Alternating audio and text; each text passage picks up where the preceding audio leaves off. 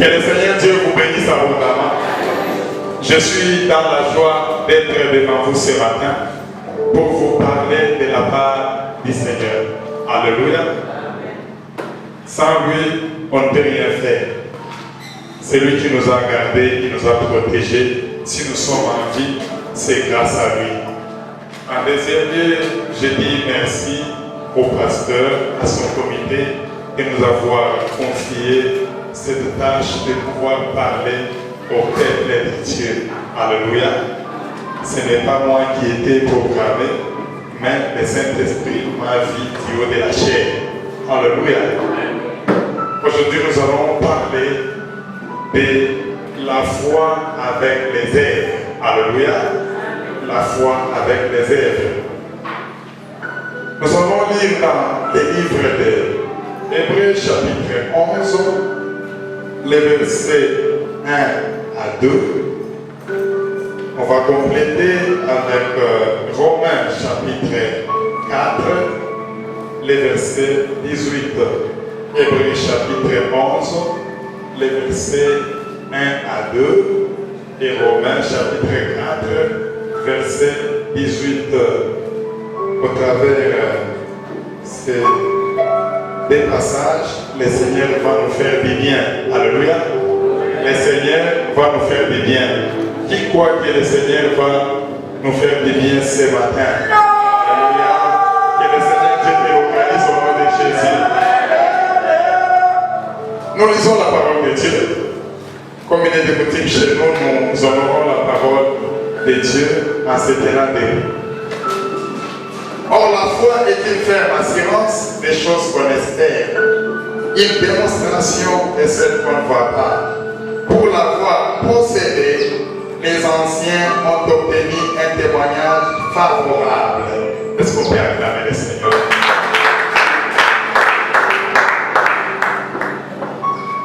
Romains chapitre 4, verset 18.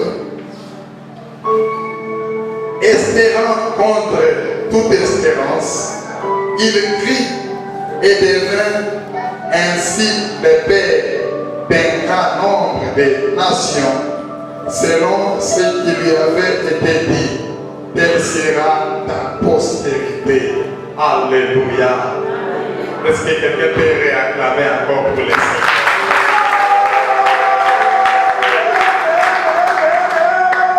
Nous sommes en train de parler de la foi. Alléluia. La foi, selon la Bible, la foi a plusieurs définitions. On nous a donné la définition autrefois quand les pasteurs étaient en train de prêcher, quand les pasteurs étaient en train d'enseigner. Il nous a donné 4 définitions de la foi. Alléluia. Il a dit que la foi, en grec, on dit elpis, qui signifie espérance de la vie éternelle. Donc c'est la foi du salut. La foi du salut, ça, en grec, on dit elpis. Il y a aussi une deuxième catégorie de la foi, c'est la foi pistis, la confiance continuelle à la parole de Dieu. La confiance continuelle à la parole de Dieu. Une troisième définition, il y a la foi charisme. La foi charisme, c'est la foi qui est le don de Dieu. C'est une foi qui est surnaturelle. C'est une foi qui est communiquée par Dieu. Alléluia. Il y a la foi dogma. La foi dogma, c'est la foi doctrinale. L'enseignement des apôtres, l'enseignement de Jésus-Christ. Ça, c'est la foi dogma. Mais aujourd'hui, moi j'aimerais m'atteler sur la foi pistis, la confiance continuelle à la parole de Dieu. Alléluia. C'est là où je vais parler. C'est la foi qui est accompagnée par les œuvres. Alléluia. Dans Hébreux chapitre 4 et dans Hébreux chapitre 11 que nous venons de lire, le verset commence par « Or la foi est une ferme assurance des choses qu'on espère, une démonstration de celles qu'on ne voit pas. » Alléluia. Je suis allé dans le dictionnaire, j'étais en train de méditer. Pourquoi Souvent, les versets peuvent commencer par or. Alléluia. Je suis allé dans le dictionnaire. Or signifie beaucoup de choses. Selon la chimie, selon la métallurgie, selon... donc, il y a à la fois selon la chimie, la métallurgie. Mais j'ai pris une définition. La foi qui est une conjonction de coordination. Alléluia. C'est la définition que j'ai prise. Et cette conjonction de coordination, or c'est quoi? Or c'est un petit mot qui est conjonction de coordination. Donc qui est en train de relier des discours. Alléluia. L'un à l'autre.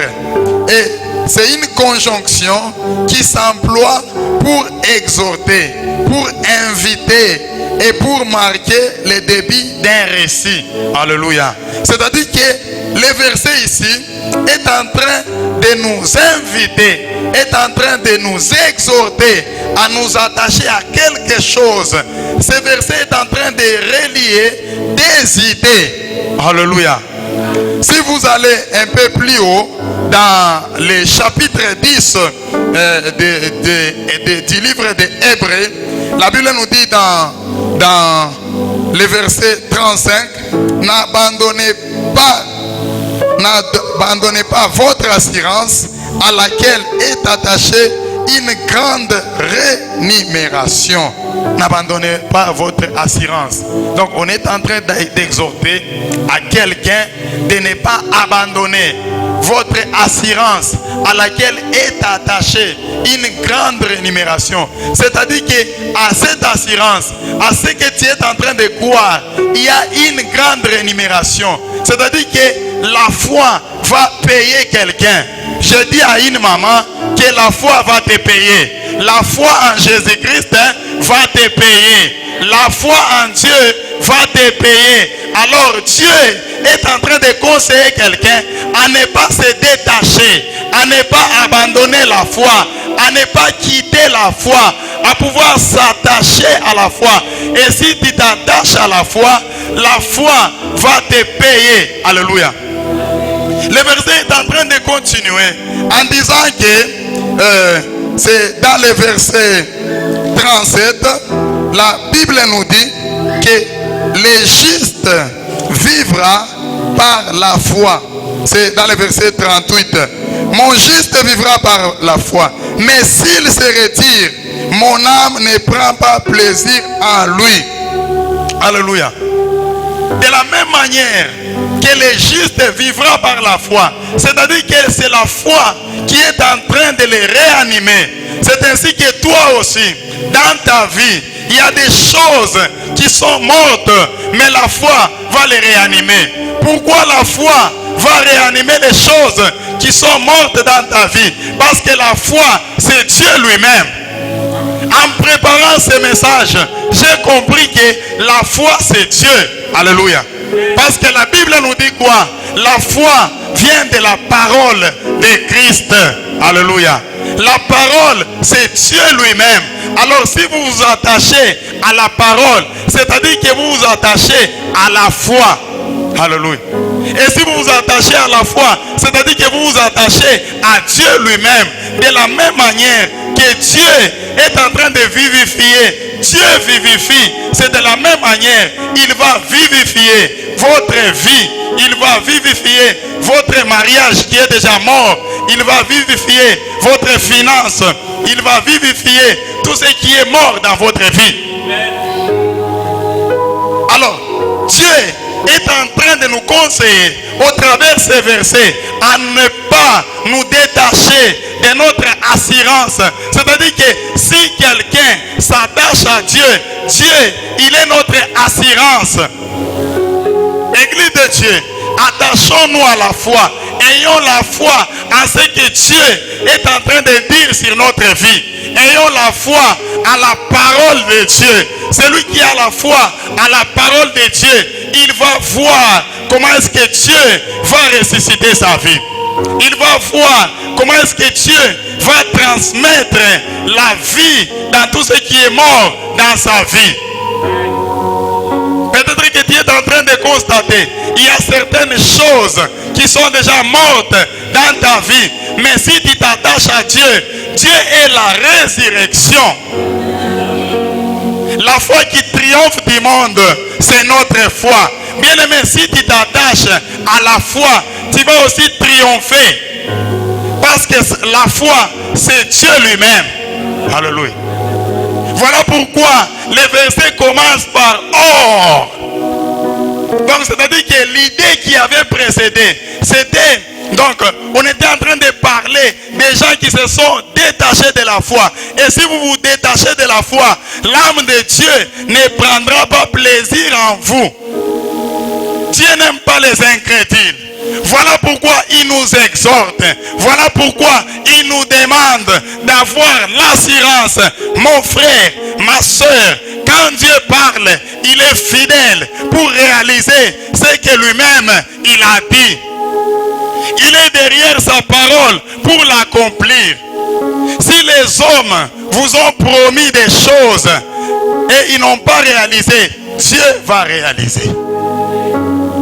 S'il y a quelqu'un qui n'a jamais menti, c'est Dieu. Alors, attachez-vous à Dieu. De la même manière, la Bible nous dit quoi? Avec Dieu, nous ferons des exploits et il écrasera nos ennemis. C'est de la même manière avec la foi. Si nous avons la foi, c'est-à-dire que nous sommes avec Dieu. Et celui qui est avec Dieu, il est imbattable, il est invincible. Maman, tu es invincible si tu es avec la foi. Mon frère, tu es invincible si tu marches dans la foi. Un homme de la foi, c'est quelqu'un qui voit avant de voir. Alléluia. La foi nous fait précéder. Alléluia. La foi nous fait anticiper les choses que nous n'avons pas vues, mais nous les voyons d'abord par les yeux de la foi. Un homme de la foi n'a pas besoin d'abord de voir les visions, mais un homme de la foi a besoin d'ouvrir les yeux de la foi et de se représenter ce que Dieu lui demande, ce que Dieu lui a promis. Nous tous ici, nous ne sommes pas des prophètes, mais nous pouvons voir notre bénédiction. Tu peux voir au travers l'imagination. Tu regardes ce que tu deviendras. Tu regardes ce que tu vas posséder. Tu regardes ce que Dieu va te donner. Et ainsi, Dieu te le donnera. La foi est une ferme assurance. Dans la foi, Dieu nous demande la fermeté. Sois ferme, bien-aimé. Quelles que soient les circonstances, quelles que soient les difficultés que tu es en train de traverser, que cela ne t'amène pas à te détacher de la foi. Que cela ne t'amène pas à renier la foi. Attache-toi à ce que Dieu t'a demandé. Attache-toi à ce que Dieu t'a promis et tu le verras certainement. Sois sûr, comme la Bible nous dit quoi? Que le juste, il a de l'assurance comme un jeune lion. De la même manière que le lion ne recule jamais devant qui que ce soit. C'est de la même manière que les chrétiens ne doivent pas reculer. Maman ne recule pas, mon frère ne recule pas, ne recule pas. Avance toujours, avance toujours. Dieu est avec toi, la réussite est avec toi. Un homme de la foi, c'est quelqu'un qui marque la différence. Si vous lisez le verset 2, la Bible nous dit quoi? Pour l'avoir possédé, les anciens ont obtenu un témoignage favorable. Ah, si tu es un homme de la foi, tu auras un témoignage favorable. Même si auparavant, tu avais un témoignage défavorable. Mais si tu t'attaches à la foi, tu auras un témoignage qui sera favorable. Peut-être le mot favorable est en train de nous compliquer. Alléluia. C'est un mot que j'ai cherché dans le dictionnaire. Favorable. Un témoignage favorable. Un témoignage favorable, c'est quoi? C'est un témoignage qui est avantagé. Un témoignage qui est avantagé et tel qu'on le désire pour la fin, on se propose ce témoignage. Ah, je dis à un frère, ta vie représente un témoignage qui est défavorable. On dit que tu n'as pas de boulot. On dit que tu n'as pas d'enfant. On dit que tu as déjà échoué la vie. C'est un témoignage défavorable. Mais comme la foi c'est Dieu, quand Dieu entre dans la vie de quelqu'un, il vient enlever tout ce qui est défavorable et il vient mettre ce qui est favorable. C'est ainsi que ce matin, ta vie va changer. Ça va passer d'une vie défavorable pour entrer d'une vie favorable. Ton témoignage va changer. Oui, ça va changer. Parce que je vois la main de Dieu te toucher. Parce que je vois la puissance de Dieu te localiser. Parce que je vois Dieu lui-même te localiser. Parce que je vois Dieu lui-même faire quelque chose dans ta vie. La foi vient dans la vie de quelqu'un qui est dans les chaos pour les relever. La foi vient dans la vie de quelqu'un qui vit dans la bassesse pour l'élever. La foi vient dans la vie de quelqu'un qui a déjà échoué pour les faire monter, pour les faire réussir. C'est ainsi que toi tu réussiras. Dieu n'a jamais échoué. De la même manière qu'il n'a jamais échoué, toi aussi tu ne vas pas échouer. Attache-toi à Dieu. Ton témoignage va changer. Oui, je disais que ton témoignage va changer. Ça finira par changer. De la même manière que les anciens ont possédé la foi, ils ont changé leur vie. Leur témoignage est devenu favorable. Et le livre des Hébreux nous donne toute une liste de personnes qui ont obtenu des témoignages favorables, des témoignages désirables, des témoignages avantageux. On a commencé par l'univers. La Bible nous dit quoi? C'est par la foi que nous reconnaissons que Dieu a créé l'univers. Il y a des choses que Dieu commencera à créer dans ta vie. Il y a des choses, il y a des vides dans ta vie et Dieu commencera à les remplacer par la foi. Oui, crois que Dieu commencera à remplacer des choses et il a déjà commencé. Il y a quel vide dans ta vie? Dieu va mettre quelque chose. Pour une autre, c'est une femme. Pour une autre, ce sont les enfants. Que Dieu te donne les enfants. Pour celui qui n'a pas une femme, que Dieu lui crée une femme. Pour celui qui n'a pas de boulot, que Dieu puisse remplacer, puisse mettre quelque chose là-bas. De la même manière que c'est par la foi que Dieu a créé l'univers, c'est de la même manière qu'il va te créer quelque chose. Il va te créer une bénédiction. Reçois cela au nom de Jésus. Oui, reçois cela au nom de Jésus. Que cela soit attaché à ta vie au nom de Jésus. Que cela soit attaché à ton ministère au nom de Jésus. Les hommes de la foi, ce sont les hommes qui passent de la vie des médiocres pour aller dans une vie qui est très bonne. Alléluia. C'est par la foi que nous reconnaissons que Dieu a créé à partir des choses invisibles. Il a créé des choses visibles. La foi c'est une puissance. La foi est invisible, mais elle crée des choses invisibles. Mon frère, on ne voit pas ta foi, mais à un certain moment, on verra les résultats de ta foi. On verra les résultats de ta foi. On verra les résultats de ta foi. Parce que la foi, c'est une démonstration. Nous allons les démontrer que nous avons Dieu. Nous allons les démontrer que nous marchons avec lui. Nous allons les démontrer que notre vie va changer. Ah, ta vie va changer. Ce matin, ta vie va changer. Parce que nous sommes les hommes de la foi. Comme Dieu a permis que pendant cette semaine, que nous puissions parler de la foi. C'est-à-dire qu'il veut faire de grandes choses avec nous. La Bible nous dit encore que c'est par la foi qu'Abel offrit à Dieu un sacrifice qui est agréable, qui est celui de son frère Caïn. J'ai dit à quelqu'un, un homme de foi, c'est un homme de distinction.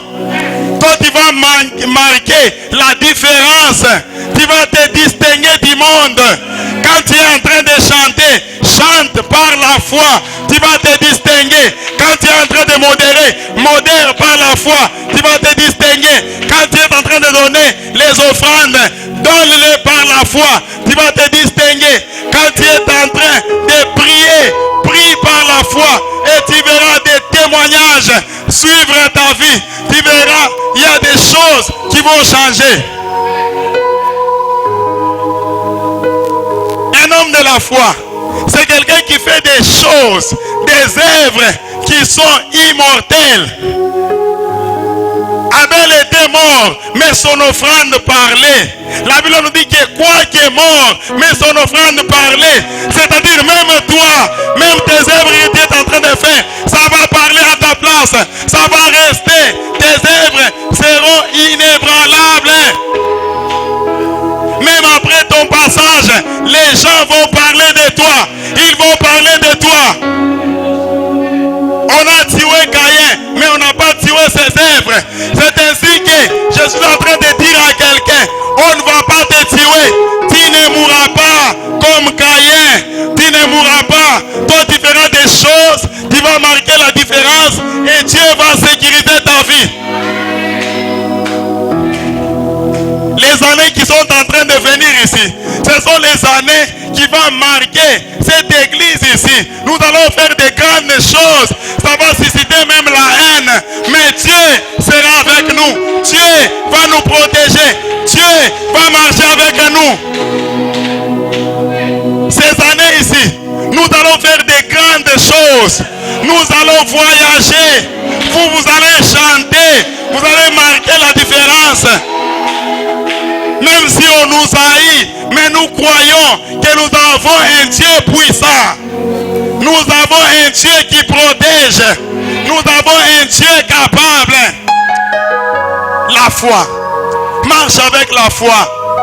Tu verras ta vie changer. Marche avec la foi. Tu verras des miracles. Marche avec la foi. Tu vas voir la différence, la distinction.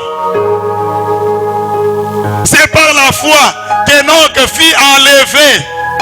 Et avant d'être enlevé, il fut averti. Maman, si tu marches avec la foi, Dieu va t'avertir des choses. Avant que les choses n'arrivent, Dieu va te montrer, même dans les songes. Mon frère, marche par la foi. Tu verras les choses avant d'arriver. Tu ne seras pas quelqu'un qui sera brisqué par la mort, ni par l'accident. Avant que l'accident arrive, toi tu vas les voir.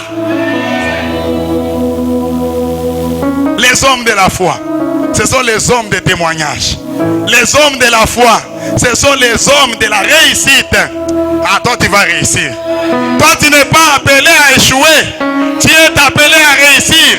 Toi tu n'es pas appelé à vivre dans la honte. Tu es appelé à vivre dans l'honneur. Celui qui marche avec la foi, c'est celui qui marche avec Dieu. Marchons avec Dieu, nous allons étonner le monde. Il y a un verset qui me fait du bien. Dans le verset 8. Hébreux chapitre 11, verset 8. C'est par la foi qu'Abraham, lors de sa vocation, obéit et partit pour un lieu qu'il devait recevoir en héritage, et qu'il partit sans savoir où il allait.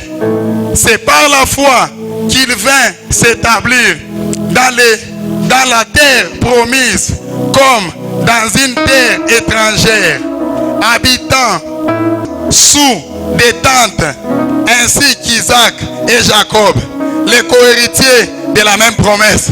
J'ai dit à quelqu'un, un homme de la foi, c'est un homme obéissant. La Bible nous dit quoi? Abraham, c'est par la foi qu'il obéit. Il partit, il est allé dans une terre. Il est allé s'établir dans une terre étrangère. C'est ainsi que Dieu m'a fait comprendre qu'il va faire entrer des gens dans des bénédictions étrangères. Alléluia. J'ai dit que tu vas entrer dans une bénédiction étrangère. La bénédiction étrangère, c'est quoi? C'est une bénédiction que tu n'es pas familier avec. C'est une bénédiction qui n'est jamais arrivé dans ta famille. C'est une bénédiction que tu ne connais pas. C'est une bénédiction étrangère que tu entres dans cette bénédiction au nom de Jésus. Il y a certaines personnes, acheter un véhicule, c'est une bénédiction étrangère. Tu vas acheter un véhicule. De la même manière qu'Abraham était entré dans une terre étrangère, comme dans un héritage, toi aussi tu entreras là-bas. Tu entreras dans une bénédiction étrangère. Peut-être dans ta famille, construire seulement, c'est une bénédiction étrangère. Mon avionneur par vos voisins. Toi aussi tu vas entrer là-bas. Tu vas construire des maisons. Tu vas construire des maisons. Tu vas acheter des véhicules. Tu vas former aussi des sociétés. Que la bénédiction étrangère te localise au nom de Jésus. Moi, je ne parle pas des bénédictions qui sont familières. Des bénédictions qui sont familières. Oh, mon frère avait fait ça. Mon frère était engagé. La Bible nous dit, sur une terre étrangère, Dieu lui a donné comme héritage. Et il est entré là-bas. Non, que la bénédiction étrangère te localise. Une bénédiction que tu n'es pas habitué. La bénédiction que ton père n'a jamais touchée. La bénédiction que ton oncle n'a jamais touchée. La bénédiction qui n'est jamais arrivée dans ta famille. Une bénédiction étrangère. Que cela te localise, maman. Que cela te localise, mon frère. Que cela te localise. Pour une autre personne, la bénédiction étrangère, ça peut être un poste dans le gouvernement. Que cela te localise au nom de Jésus. Que cela te localise au nom de Jésus. Que cela te localise au nom de Jésus. Dans votre famille, on n'a jamais épousé une personne par un ministre. Que cela vous localise au nom de Jésus. Je suis en train de déclarer des bénédictions étrangères dans votre famille, des bénédictions étrangères dans votre vie. Ce sont des bénédictions qui commenceront avec toi et ta descendance va en jouir au nom de Jésus.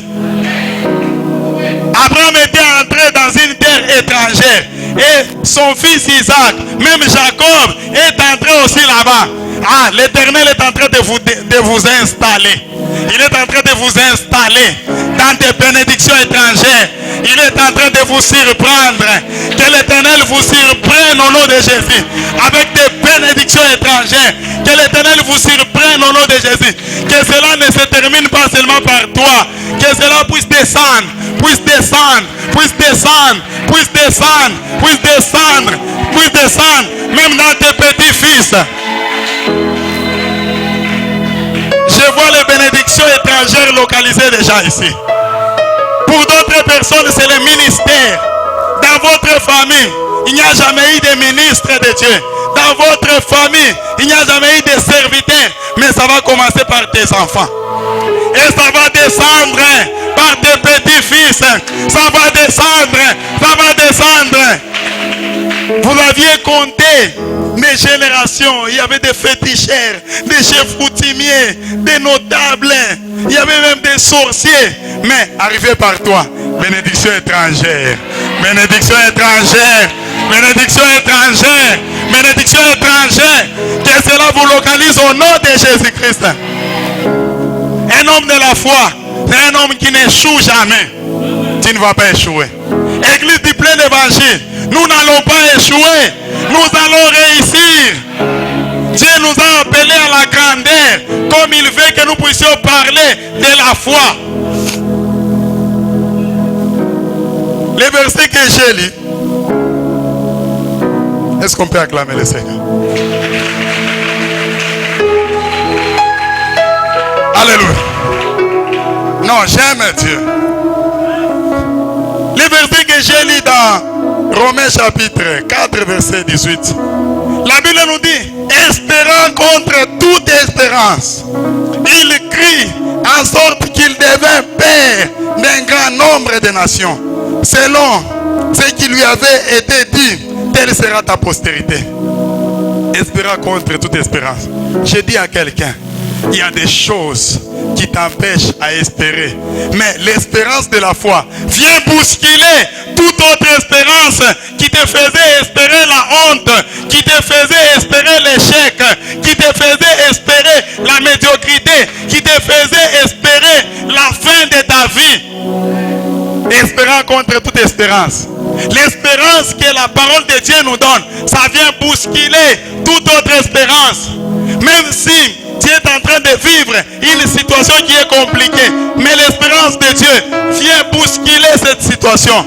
Même si tu es stérile, même si on t'avait coupé des trompes, mais je te dis ceci, que la parole de Dieu vient te demander d'espérer encore. Et si tu espères, l'autre espérance va tomber. J'aime ce que la parole vivante nous dit.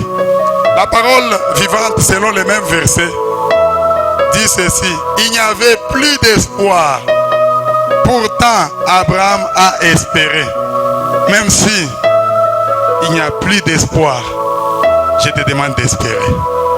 Même si tu n'avais pas étudié, je te demande d'espérer à un travail. Même si dans ta famille, tu n'as personne pour te recommander. C'est-à-dire qu'il n'y a rien à espérer. Mais il y a espéré. Dieu vivant. Il est là. Il est là. Même si dans ta famille, tu ne peux espérer en personne. Tu es seulement seul. Dans cette ville de Lubumbashi, tu es seul. Tu n'as pas de frères. Tu n'as pas de sœurs. Mais au ciel, il y a quelqu'un.